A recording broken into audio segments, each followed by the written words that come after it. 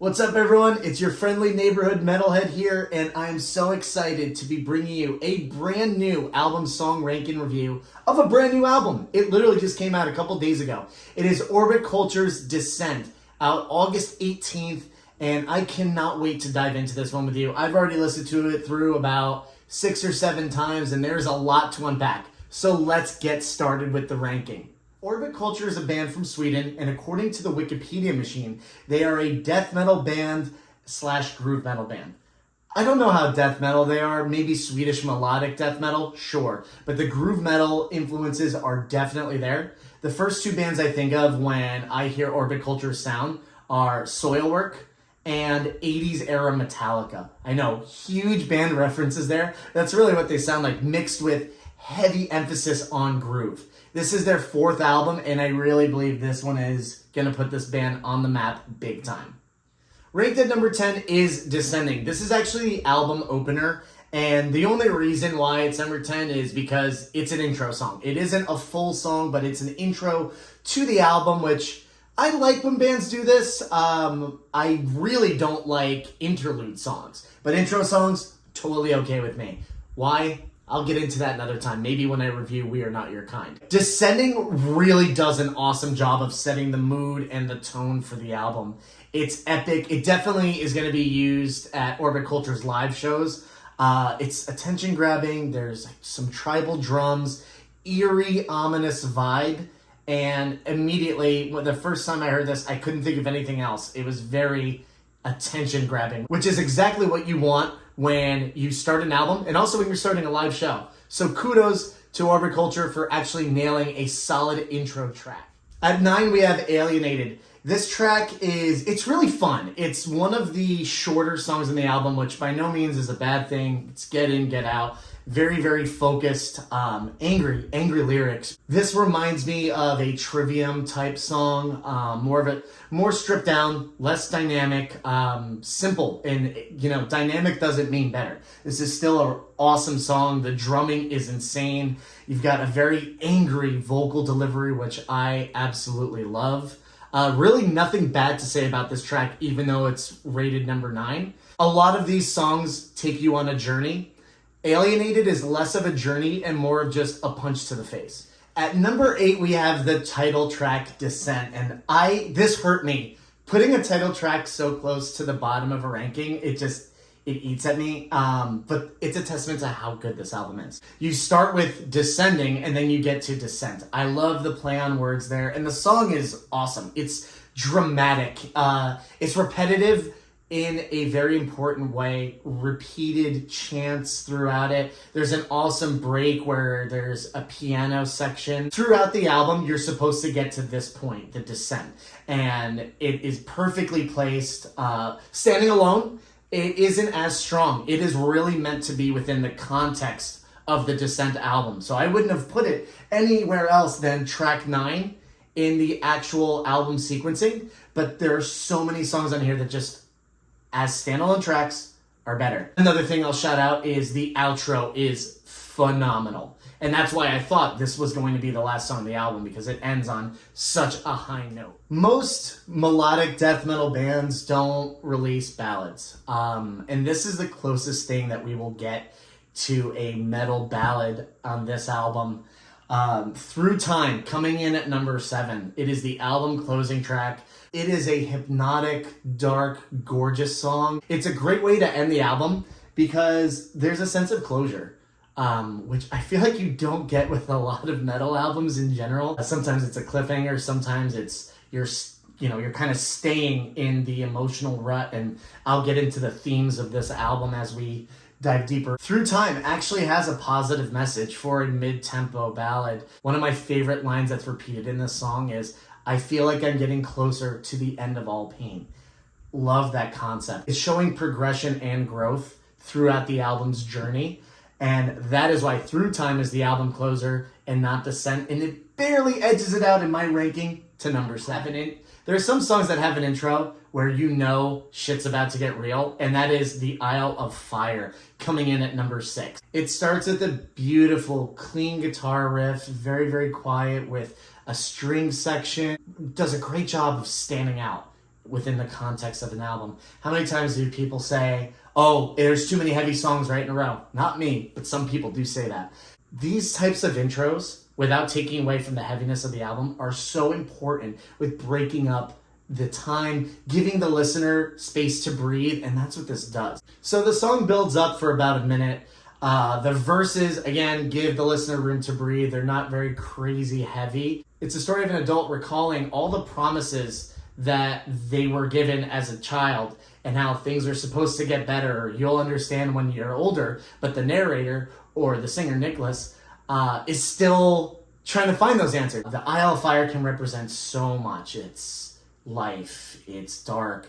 The themes of fire and ice, Game of Thrones fans, are peppered throughout the entire album, but not really in a cheesy way. I love the lyrical content here. The Isle of Fire, it's very, very visual. This Isle of Fire cascaded around. And that's thanks to not just the lyrics, but the amazing musicianship in this song. I wish I could have ranked this one higher. The Isle of Fire is phenomenal. Undercity is the type of song that is the reason why I do album song ranks and reviews. It is a song that is towards the end of the album, could kind of get lost in the shuffle, but it is so damn good. It's easily my favorite song other than the singles. It has a mid-tempo stomp and groove, which I love. Not to compare it to something like Sad But True, but maybe like a Stranded by Gojira, right? So it's just got that heaviness where you want to headbang slow but really hard and throw your neck out. It's catchy. It's ominous. The imagery is so real. You really feel like you're in this grimy undercity. And the vibe isn't good. That's what I love. The vibe is bad. It's not a good place to be. It's kind of a low point lyrically in the album, but it works perfectly. The verses are very, very bass heavy. What I haven't mentioned yet is how similar Nicholas's clean vocals sound like 80s era James Hetfield. It's uncanny and it's badass. It is not cliche. It's not a ripoff. It's still unique enough, but it has that nod to Papa Het, which I love. We even get a vintage Papa Het yeah in this song, and it hits so heavy. What Orbit Culture does so well and helps them stand apart from other bands is the mood and vibe that they create within their songs and how they relate to the lyrics. When I mentioned the verses having this heavy bass riff, there's also this faint kind of screeching sound in the background, and it kind of makes the hairs on the back of your neck stand up. And that's what it's there for. It's meant to make you feel a little uncomfortable because you're in this undercity. I love the attention to detail. I love how deliberate their deliveries are. One of my favorite lines in this song is, "In the skies, they seem to be forgetting something." It's haunting. It's simple, but it's haunting and it puts you in Undercity, album, which is technically the first full song of the album. Descending goes right into this one, does a great job of setting up Black Mountain, but Black Mountain doesn't really kick off super fast right away. Yeah, we get a great shredding riff, but it's still setting the stage, and this song challenged me. I didn't quite get it right away. This was one that took me several listens, and what I realized is a lot of these songs are taking you on a journey, but Black Mountain being at the beginning of the album shows you exactly where you are. This is the vibe. This is where you're starting the journey. It's not a journey of a song within itself.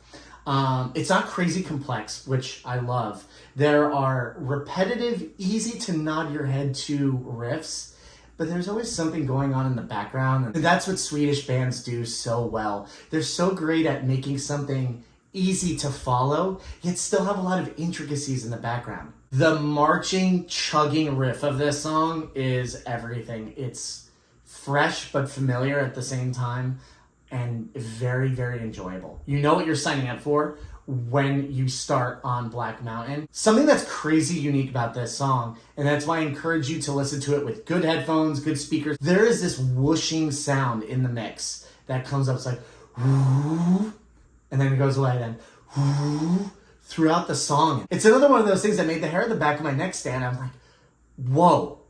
It's such a unique thing. You feel like you're in the mountains, and it's not a necessary detail. It doesn't make or break the song, but it just shows the craftsmanship that's behind the production and overall vision of Orbit Culture's music. What a great touch, and that's why this song is number 4. At number 3, we have Sorrower. It is the most groove-forward song in Descent, and what I really like about it is it pushes the momentum forward.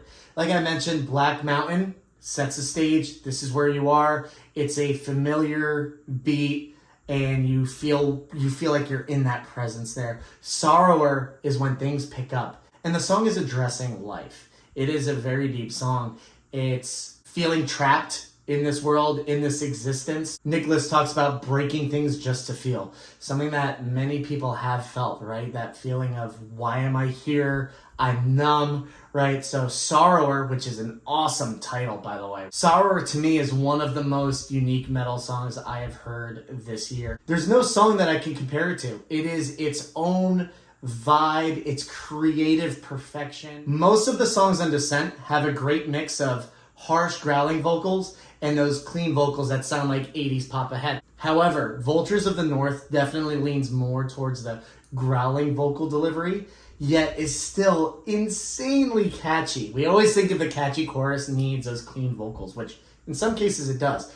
Vultures of North needs no such thing. There's so much attitude in this song and delivery, and as much as most of the deliveries are very deliberate, these verses are a little more like kind of off the cuff, less formulaic, and just more like spitting these words out. Really pissed off energy. When Nicholas starts chanting the words, it's in our blood, the underdog, the undertow, it's ferocious and fast. Most choruses slow things down. In these choruses, things pick up. You're almost out of breath either singing or just listening to it. The tempo increases, the riff is faster, the vocals are faster, and that sets up a great break in the bridge section where things quiet down. Now, when you first listen to it, you think the song's over. You're about 4 minutes in and things quiet down and you're like, whew, okay. But no, Orbit Culture was not going to leave you with just that. The outro just explodes with this awesome breakdown styled riff, more vocals on top of it, and just when you thought it was done, you're right back to headbanging. The song totally could have ended, but no. This outro puts an exclamation point on one of the best metal songs of this year. Coming in at number 1 on Descent is From the Inside. This song is a jaw dropper. It's fresh, it's unique, it's unpredictable, and has all the qualities that you look for in heavy metal music today. This is another song on Descent that starts with a clean guitar riff, and it leads into one of the best dueling guitar dynamics that I've heard in new music, and definitely the best on this album, where you have clean guitar fills mixed with distorted rhythms and riffs in the back, and it's a lot to take in, but because this rhythm section is so tight, it's still easy. It's an art form in itself to make dynamic music that is still easy to follow and enjoyable. More lyrical themes here about ice, right? So ice is mentioned throughout. There's the line, "You'll see me through ice, but you can't reach me," is chilling, literally, and delivered very honestly. It feels very real. Obviously, it's extremely metaphoric, but it never comes off as cheesy. When this chorus drops, it is so incredibly catchy. It is so 80s James Hetfield. It makes you smile, and it's a curveball. If you show someone this song and they're listening, they're like, okay, like I like this. It's groove metal. It's got a little bit of that death metal. Then this chorus hits. It's a fresh wave of catchiness, delivery, message. In my opinion, this is going to go down as one of the best metal songs of 2023. Overall, this song barely edges out Vultures of North for number 1, and that is because this song is an anthem, yet it's uncompromising. It is incredibly heavy, but throughout this song, you want to put a lighter up, you want to mosh, you want to headbang, you want to close your eyes and scream the words. It is perfect. I have rated Descent an 8.7 out of 10. A very, very strong 8.7. This is a band that is starting to gain a lot of popularity, and I think Descent is really going to take them to the next level. On album number 4, Orbit Culture is doubling down on what they are good at. They are great at creating memorable riffs mixed with a lot of dynamic guitar work that doesn't distract the listener. Every choice this band makes, be it an album vibe or an extra fill in a song or the whooshing sound in Black Mountain is so deliberate, and that's what I love about this band. They have such a clear vision. They have a solid identity, even though they do have influences like 80s era Metallica vocals or Swedish melodic death metal influences. They are still very comfortable with the sound that they create, and they have created something entirely unique.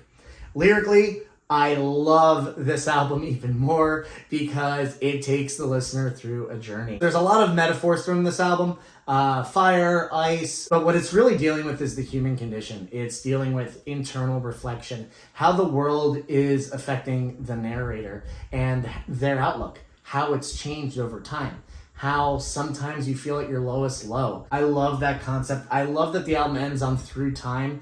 It's that song that brings everything together through closure. So you start at descending, then you end almost at descent, and then through time, taken to that place of not necessarily safety yet. Like, we haven't made it. Life is an everyday thing, but it's a positive outlook, and you start seeing the light. And aside from that, this rhythm section is super, super tight. There's a ton of double bass on this thing. The production quality is top tier, which is something I am very passionate about.